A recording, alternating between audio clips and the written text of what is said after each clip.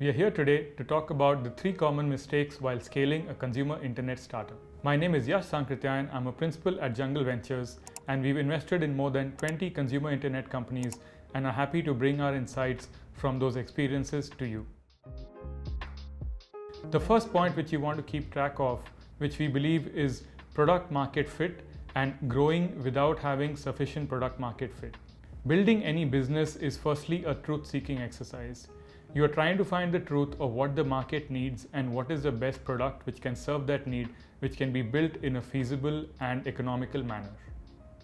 However, what may sometimes end up happening is as you are looking for growth, you may gloss over the true product market fit metrics which prove that the market truly loves your product as opposed to is just okay to have it because it is a small incremental improvement compared to what they were used to.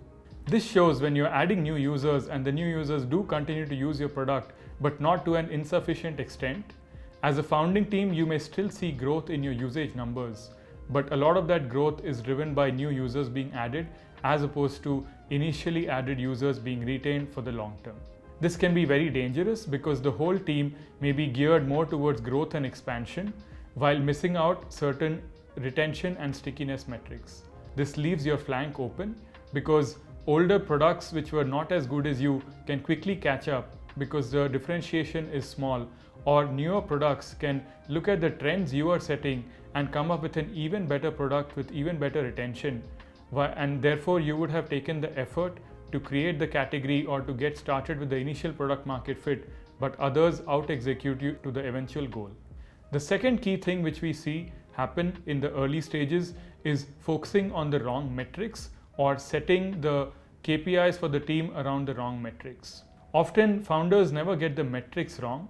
They do end up capturing most of the metrics in the business, but the 1 or the 3 or the 5 you pick as your most important North Star metrics ends up affecting a lot of the team structure, the team DNA, as well as what the whole founding team focuses on, at least in the first 12 to 18 months of the business. If you do end up on very high level top line metrics, which can be driven by different factors, it will be difficult to trace later on which factors are driving your extent of growth.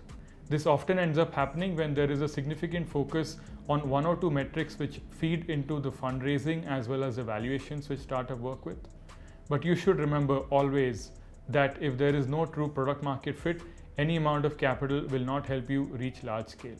The good way to think about this is always do a bottom-up analysis of your business. While there may be revenues or GMV or number of customers as your most important metric to talk about at the headline level, always do a bottom-up breakup of where do you get that from. Is it driven by number of salesmen, the efficiency per salesman, the conversion rate per efficient salesman, and therefore that leading to number of customers added. And in that case, what you're supposed to work and optimize on are the salesmen, their efficiency and their conversion rates, not just the revenue. The revenue could come from each of those 3 things working well, but 2 of those 3 things not working well, which in the short term may still be okay, but in the long term will come back to haunt you. And the third and final point is not building a playbook for scale. What I mean by this is in the early days of the business, there is a small core founding team.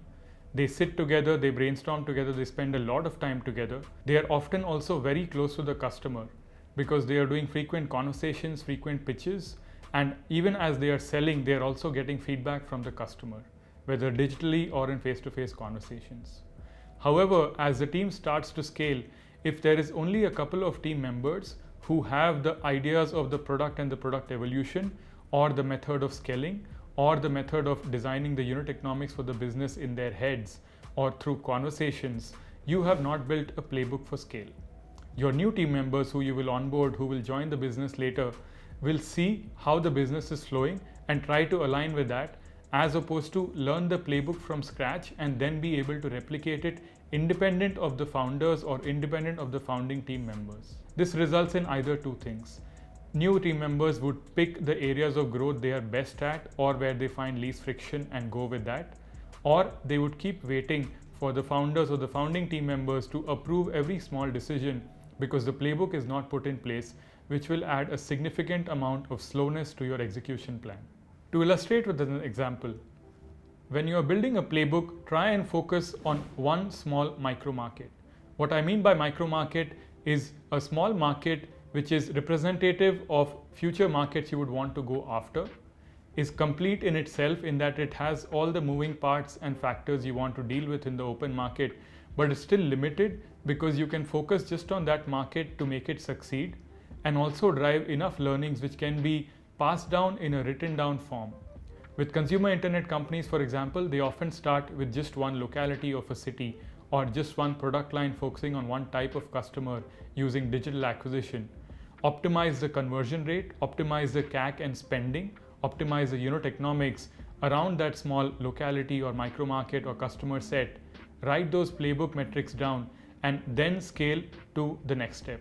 The playbook also gives confidence to your investors that the team has a fairly good sense of all the 5 things which are to be kept in control as the business scales, and therefore will not be in a situation where they start spending significant amounts of money but are still missing certain optimizations on the business model itself and will lead to a hemorrhaging business or a slowing down business. As you are able to pass this playbook down, the same can be replicated across the next 100 micro markets you go after.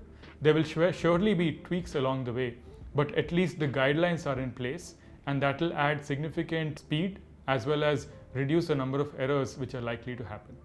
In summary, the 3 common mistakes which we've seen, which we would love for you to avoid is: 1. Growing without product market fit always results in issues later on. 2nd, you may end up focusing on the wrong metrics. Focus on the bottom-up metrics which lead to the top-line growth and the top-line numbers as opposed to the other way around. And thirdly, as you have fixed the product market fit and the right metrics which lead to high quality growth for your business, do build a playbook around them which can be written down and passed on with new team members so that the scale of the business increases as you move forward and doesn't slow down. Hopefully this was useful for you. Please like and subscribe. We like to put content like this on a weekly basis to help early stage founders like yourself. Take care and talk soon.